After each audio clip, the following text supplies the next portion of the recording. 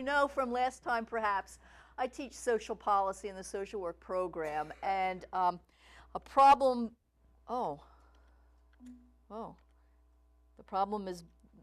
is that within the policy information, I want to introduce the strengths perspective and how it can influence policy development. The vast majority of social work students are introduced to the strengths perspective more in a clinical context, and so to think about it in policy has been a bit difficult for them. So what I've proposed, so that's the problem, getting students to think about designing social policy from a strengths perspective. Not necessarily new content, the strengths perspective, but new in association with social policy. Okay. So the solution, what I did was to find an article that I think succinctly describes policy development from a strengths perspective.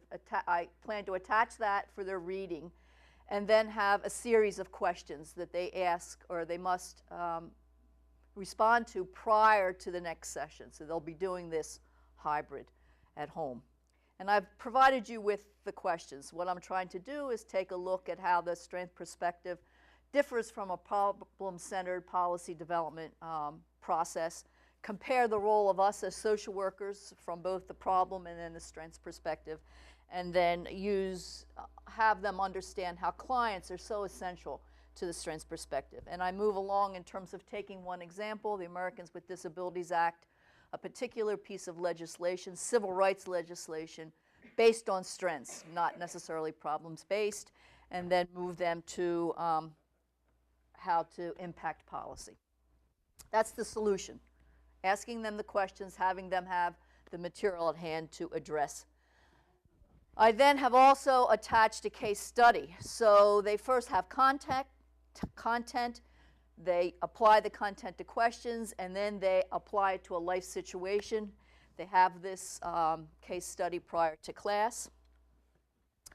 The summary, I'm asking them to read through, provide feedback, and this is the review of my feedback, okay? Any questions thus far? I've asked people about this process. The students seem to like the idea of having an article in hand that they can read and questions that they can answer. They also like the idea of having a case study so that they can ideally read before class, consider in the context of the article of the strengths perspective, and then be prepared when the class meets face-to-face to go over the case study. So kind of in my mind, three components to this. An article, a series of questions for them to consider, which they will then submit through the discussion board, and then a case study to review in preparation for the next class. What's next? I think what I need to do is what I've been doing, is to go through, kind of comb through this syllabus, decide what material is suitable for hybrid, what can be lifted from the face-to-face and placed on hybrid. I need to learn to manage my time better on Blackboard. I don't know how else to say that. The discussion boards, the emails. So any ideas from the group would really be helpful in that area.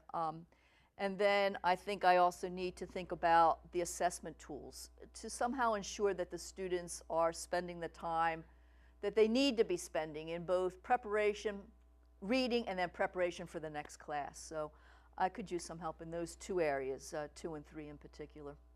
And that's 5 minutes. So, Carolyn, do you want them to read the article and do the questions before they get the case study? They're going to have the case study in hand. I mean, they're going to have all of that. My thought was to provide the case study, the questions, and the article all at one package. Okay, so it's not. And then sequentially, read, questions, consider. Okay. But the consider part is going to be in the face-to-face. Yes, prior And to so the class discussion or maybe groups or something like prior to the face-to-face, Katie, I'm hoping they read that article, and the next time we come into class, they hit the ground running. Right. Hoping? Well, that's kind of going back to that assessment tool. I mean, what I've experienced, and help me out, I mean, people are not prepared. And so I kind of stumble. I think that's been the problem in general with this piece of content, that even if an article is presented or a PowerPoint is presented, people just don't prepare for class. So I'm hoping to have the material in hand a little bit earlier might help. I don't know.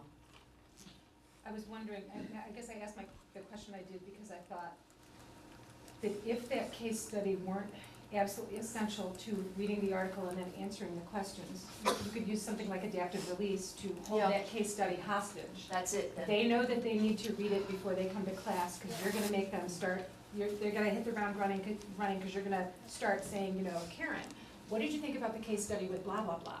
And if they didn't have the case study, they're gonna go, That's the only way exactly. they're gonna get it by doing, right? That's exactly the Okay. piece of information I needed. So adaptive release is what you're suggesting, and that way they can't get the case study until Until they, after they've given you your answers until to they your submit the article. answers. I mean, that's That one makes sense. possibility. I mean, it's, on the hybrid website, we have, there's 4 effective practices. Lecturing online, managing discussions, assessment, and adaptive release. If you go Right. to the hybrid website, the adaptive release, we've got a little screencast tutorial Yeah, that'll show you the whole steps. I think, If you just even want to get a sense of why bother with it, Hardy and Katie's presentation a couple of weeks ago hit it right out of the park. okay. You know, Tim Hardy, you know, he doesn't let them do X until they've done, you know, T or Y or whatever. And you can say, well, that's being real, you know, hard-nosed about That's exactly things. it. But this is, the more I think about adaptive release, it is the sine qua non, essential thing that is distinguishing in hybrid learning from face-to-face learning. You Okay. can't do this in a face-to-face format. You cannot structure and condition the learning path in a face-to-face environment like you can online learning. It is the essential difference. I think you hit on something earlier in your comments. It is not my way to, police is too tough of a word. But, I mean, I really think this is college, these are adults, they're paying a huge sum of money to be here, this is the work that needs to be done. And so, I have got to get around that because my method at this point in time, that's the problem. It's not working. I mean, people just are not preparing on their own, so maybe that, I know, I understand. I know, but please understand my perspective. It's different for me to get there. It's hard for me to get there. It's not my style, it's not my way. He likes to do things in the wrong order. It's hard to make everyone go through. Yeah. How's hoping working? Yeah, I mean, absolutely.